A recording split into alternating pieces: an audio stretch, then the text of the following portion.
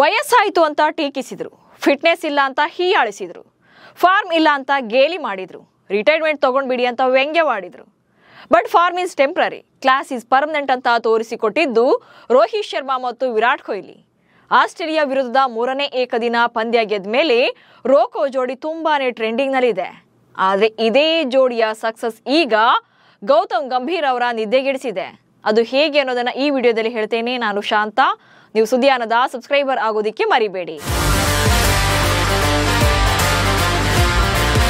Australia ವಿರುದ್ಧದ ಮೊದಲ 2 ಪಂದ್ಯಗಳಲ್ಲೇ ಸೋತು ಸರಣಿ ಕಳ್ಕೊಂಡಿದ್ದಂತ ಭಾರತಕ್ಕೆ 3ನೇ ಪಂದ್ಯ ತುಂಬಾನೇ ಸ್ಪೆಷಲ್ ಆಗಿದೆ.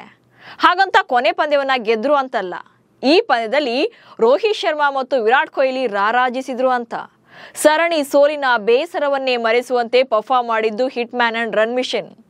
ಇವರಿಬ್ಬರ ಇದೇ ಅಬ್ಬರ ಈಗ ಗಂಭೀರ್ ಮುಂದೆ ಕನ್ಫ್ಯೂಷನ್ಸ್ ಅನ್ನ ಕ್ರಿಯೇಟ್ ಮಾಡಿದೆ. ವಾಟ್ ನೆಕ್ಸ್ಟ್ ಎನ್ನುವಂತ ಪ್ರಶ್ನೆ ಮೂಡಿಸಿದೆ. ನಿವೃತ್ತಿ ಸೊಲ್ಲೆತ್ತಿದವರಿಗೆ ಸಿಡ್ನಿಯಲ್ಲಿ ವಾಂಚಿದ ರೋಕೋ. ರೋಹಿತ್ ಶರ್ಮಾ ಮತ್ತು ವಿರಾಟ್ ಕೊಹ್ಲಿ ಕಳೆದ 15 ವರ್ಷಗಳಿಂದ ಭಾರತದ ಬ್ಯಾಟಿಂಗ್ ಬೆನ್ನೆಲುಬು. ಬರೀ ಆಟಗಾರರಾಗಿ ಅಷ್ಟೇ ಅಲ್ಲ, ನಾಯಕರಾಗಿ ಕೂಡ ಭಾರತವನ್ನ ಯಶಸ್ಸಿನ ಉತ್ತುಂಗಕ್ಕೇರಿಸಿದ್ದಾರೆ. ಇಬ್ರು ಕೂಡ ಈಗ ತಮ್ಮ ಅಂತಾರಾಷ್ಟ್ರೀಯ ಕೆರಿಯರ್ನ ಎಂಡಿಂಗ್ನಲ್ಲಿದ್ದಾರೆ. ಆಲ್ರೆಡಿ T20 ಹಾಗೆ ಟೆಸ್ಟ್ ಫಾರ್ಮ್ಯಾಟ್ಗೆ ಗುಡ್ ಬೈ ಹೇಳಿದ್ದಾರೆ. ಉಳಿದಿರೋದು ಏಕದಿನ ಮಾದರಿ ಮಾತ್ರ. 2027ರ ಏಕದಿನ ವಿಶ್ವಕಪ್ನಲ್ಲಿ ಆಡಬೇಕು ಅನ್ನೋದು ಇವರಿಬ್ಬರ ಮಹದಾಸೆ. ಆದರೆ ವಯಸ್ಸಿನ ಕಾರಣವನ್ನ ನೀಡಿ ಇಬ್ಬರನ್ನು ಕೂಡ ಇಗ್ನೋರ್ ಮಾಡಲಾಗ್ತಾ ಇದೆ. ಸಾಕಷ್ಟು ಜನ ನಿವೃತ್ತಿ ತಗೊಳ್ಳಿ ಅಂತ ಸಜೆಷನ್ಸ್ ಕೊಡ್ತಿದ್ದಾರೆ.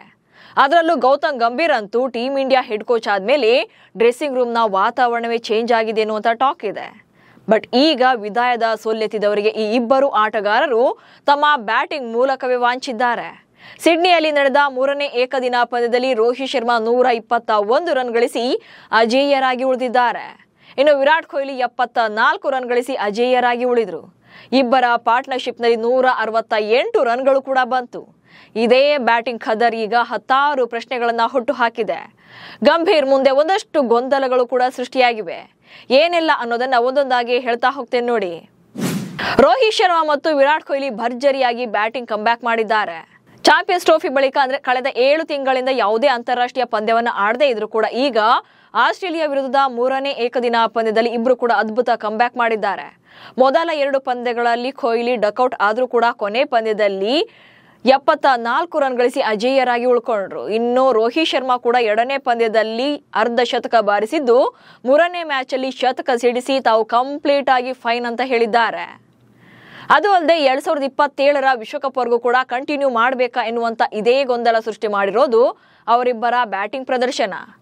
ಇಬ್ರು ಕೂಡ ಗ್ರೇಟ್ ಕಂಬ್ಯಾಕ್ ಮಾಡಿದ್ದು ಹಾಗೆ ಫಿಟ್ನೆಸ್ ಅಂಡ್ ಫಾರ್ಮ್ ಇರೋದ್ರಿಂದ ಇವರಿಬ್ಬರನ್ನು ಕೂಡ 2027ರ ವಿಶ್ವಕಪ್ ವರೆಗೂ ಆಡಿಸ್ಬೇಕಾ ಅಥವಾ ಡ್ರಾಪ್ ಮಾಡಬೇಕಾ, ಹೊಸಬರಿಗೆ ಚಾನ್ಸ್ ಕೊಡ್ಬೇಕಾ ಎನ್ನುವಂತ ಪ್ರಶ್ನೆ ಗೌತಮ್ ಗಂಭೀರಲ್ಲಿ ಮೂಡಿದೆ. ಹಾಗೇನಾದ್ರೂ 2027ರ ವಿಶ್ವಕಪ್ ವರೆಗೂ ಕೂಡ ಇವರಿಬ್ಬರಿಗೂ ಚಾನ್ಸ್ ಕೊಟ್ರೆ ವಯಸ್ಸಿನ ಕಾರಣ ಬರ್ತಿದೆ.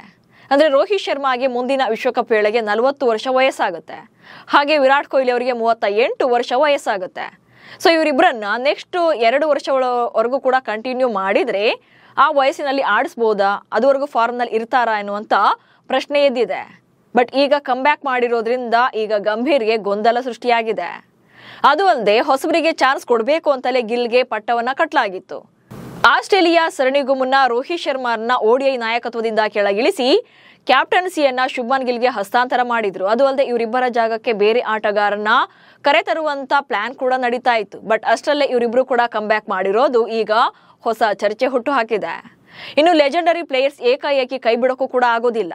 ಹೌದು, ಈಗ ಏಕದಿನ ಮಾದರಿಯ ಪಂದ್ಯಗಳಿಗೆ ರೋಹಿತ್ ಶರ್ಮಾ ಮತ್ತು ವಿರಾಟ್ ಕೊಹ್ಲಿ ಅವರಾಗಿ ಅವರೇ ನಿವೃತ್ತಿನ ತಗೊಂಡ್ರೆ ಓಕೆ. ಬಟ್ ಅವರಿನ್ನೂ ಕೂಡ ನಿವೃತ್ತಿಯನ್ನ ಘೋಷಣೆ ಮಾಡಿಲ್ಲ ಅಂತಾದ್ರೆ ಏಕಾಏಕಿ ಅವರನ್ನ ತಂಡದಿಂದ ಕೈ ಬಿಡೋಕೆ ಸಾಧ್ಯನೇ ಇಲ್ಲ. ಹೀಗಾಗಿ ಗಂಭೀರ್ ಮುಂದೆ ಈ ಬಗ್ಗೆ ಕೂಡ ಪ್ರಶ್ನೆಗಳು ಮೂಡಿವೆ. ಆಕ್ಚುಲಿ ಇಲ್ಲಿ T20 ಹಾಗೆ ಟೆಸ್ಟ್ ಫಾರ್ಮ್ಯಾಟ್ ನಂತೆ ರೋಕೋ ಜೋಡಿ ತಾನೇ ನಿವೃತ್ತಿಯನ್ನ ಅನೌನ್ಸ್ ಮಾಡಿದ್ರೆ ಗಂಭೀರ್ಗೆ ಕಷ್ಟ ಆಗ್ತಾ ಇರಲಿಲ್ಲ. ಬಟ್ ಅವರಿಬ್ರು ಕೂಡ ಆಡ್ಲೇಬೇಕು ಎನ್ನುವಂತ ಇಂಟೆನ್ಷನ್ ನಲ್ಲಿ ಇರೋದ್ರಿಂದ ಮುಂದಿನ ಏಕದಿನ ವಿಶ್ವಕಪ್ ವರೆಗೆ ಹೇಗೆ ಕಂಟಿನ್ಯೂ ಮಾಡೋದು ಎನ್ನುವಂತ ತಲೆಬಿಸಿ ಮಾಡ್ಕೊಂಡಿದ್ದಾರೆ. ಅದು ಅಲ್ಲದೆ ಈ ಪಂದ್ಯದ ಬಳಿಕ ಸಾಕಷ್ಟು ಮಾಜಿ ಕ್ರಿಕೆಟಿಗರು ಅಭಿಮಾನಿಗಳು ಕೂಡ 2027ರ ವಿಶ್ವಕಪ್ಗೆ ಈ ಜೋಡಿ ಆಡ್ಲೇಬೇಕು ಅಂತಿದ್ದಾರೆ. ಇದೇ ಈಗ ಗಂಭೀರ್ ಪಾಲಿಗೆ ತಲೆಬಿಸಿಯಾಗಿದೆ.